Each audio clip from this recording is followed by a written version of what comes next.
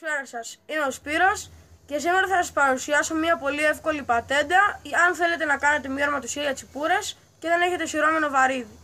Λοιπόν, έχουμε την μπατονέτα και κόβουμε τις άκρες. Τώρα, την μπατονέτα την περνάμε μέσα από το βαρύδι. Κόβουμε λίγο ακόμα γιατί δεν θέλουμε να είναι τόσο μακρύ.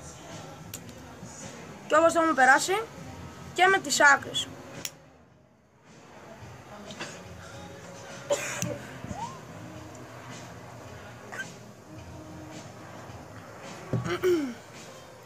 Και με και την άλλη.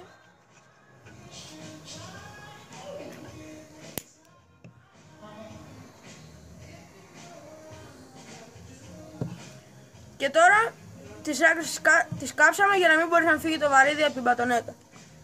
Και τώρα παίρνουμε την πετονιά.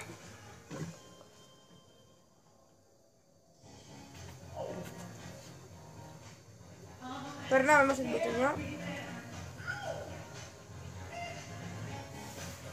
Και τώρα, όπως βλέπετε, έγινε ένα πολύ εύκολο σειρώμενο βαρύδι. Ευχαριστώ που παρακολουθήσατε το βίντεο. Αν σας άρεσε, κάντε like και μία εγγραφή. Γεια σας.